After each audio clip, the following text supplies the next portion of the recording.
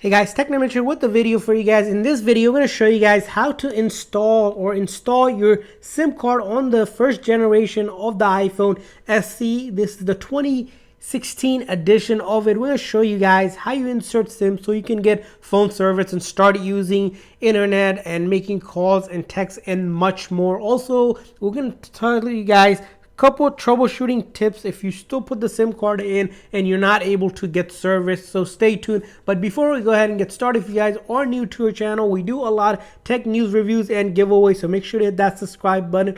Also, if you guys are in the market for one of the newer phones or looking to upgrade or looking for discounted iPhones, make sure you guys check out the link that we'll include in the description section as well. So let's go ahead and get started with installing a SIM card. Of course, the first thing you'll need is the SIM ejector tool. So this tool comes in your packaging. On the instruction manual, they'll include it. But if you bought a pre-owned phone or bought it secondhand from someone, you might not have this tool because it's a tool that everyone throws away after they are done with it. You can also take a paper clip and bend it like this so that you can actually insert it into that SIM card tray hole here that you see, or if you find random piece of pin or something around the house, you can also use that. Or if you have an old earring as well, they work fine as well if you don't mind if it breaks or something like that. So get an older one. And of course, you'll need the iPhone SE here with you, and then you'll need the SIM card that you have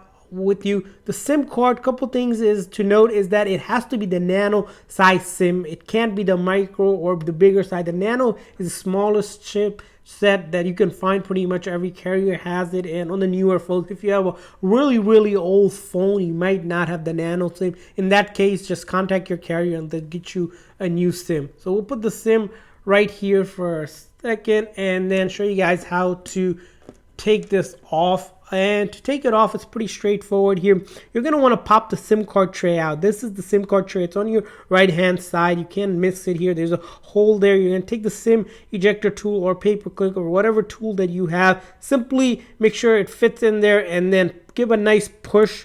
Once you give a gently firm push, you'll hear this pop and then the SIM card tray comes out. If it doesn't come out, give it a little bit extra push, and if it's jammed in there, you might have an issue and you might have to go take it to the Apple store to see why it's not coming out. Once it comes out, you'll notice that it's the small tray here. You'll notice a cut corner here, and that's the reason why it's cut is so that the SIM card also has that cut so you can line it up correctly. When you line it up, it's going to sit flush like that. You're going to want to notice that it's fitted really well, and the logo is going to be on the top, or the number or whatever SIM card you have.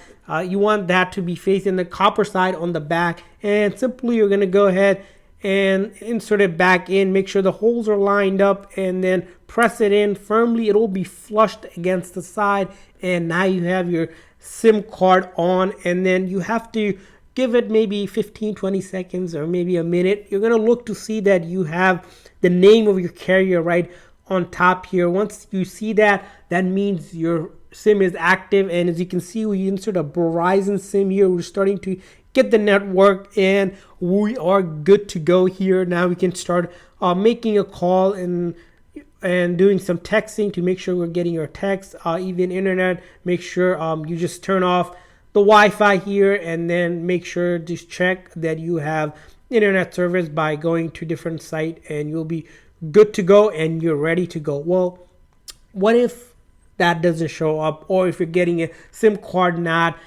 valid or any other issue? Well, if you're not getting service right away, go ahead and power down the phone. To simply power down the phone, there's a power button up top. You're going to press and hold here. And once you press and hold, you're going to get slide to power off. You're going to go ahead and slide it off. Sometimes the SIM card doesn't read right away, or it just needs that extra bit of turning on and off to start reading the SIM card. We see with some carriers that's the case. And go ahead, simply give that reboot, get a fresh start of the phone, and hopefully that will resolve any sort of issues like no service or the SIM card isn't reading.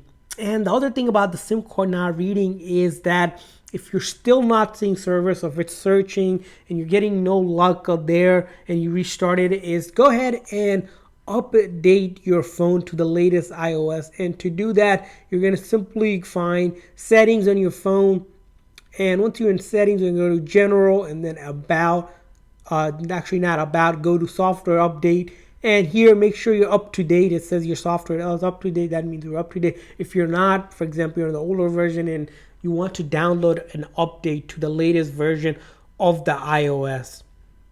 Also, if you're still getting no service, go ahead and contact your carrier. Sometimes some carriers will require you to add this IMEI number of the phone. That's a unique number for every phone, which you can find in your settings. Go to general, about, and then scroll down this IMEI number. It's a 15-digit code unique to every phone. You're going to want to give them that number.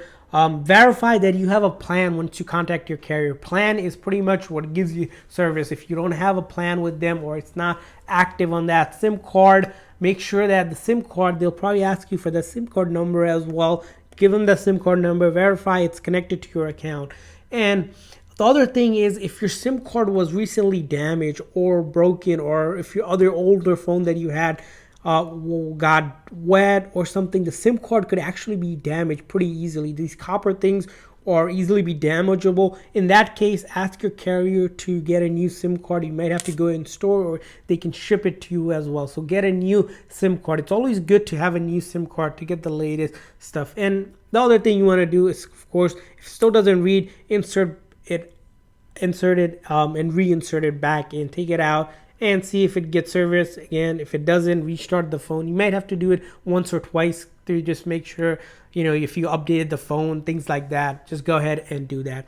And lastly, of course, if you still get this SIM card not valid or not compatible with this phone, it's because your phone is locked to a specific carrier, maybe your previous carrier that the phone was used in. In that case, you're going to have to call up the previous carrier to get it unlocked. And to check if your phone is unlocked or not, on iOS 14 and above, you can simply do that yourself by going into settings. And once you're in settings, you're going to want to go to general and then about again this time. And this time just go down a little bit further and you'll see carrier lock. If it says locked here or SIM locked here, it means your phone is locked to the original carrier that you had the phone. If it says no SIM restriction, that means the phone has been unlocked, which means you can use it on different carriers. So if the phone you're not using the phone on the same carrier that was previously, you're going to have that issue of SIM compatibility. And the way you can do is, sometimes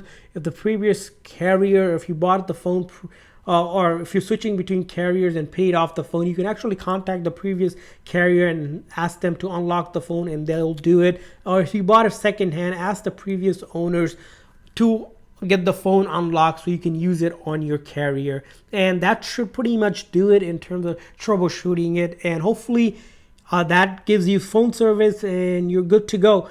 And if you guys still have any issues or problems, leave a comment in the comment section. We'll try to answer that for you.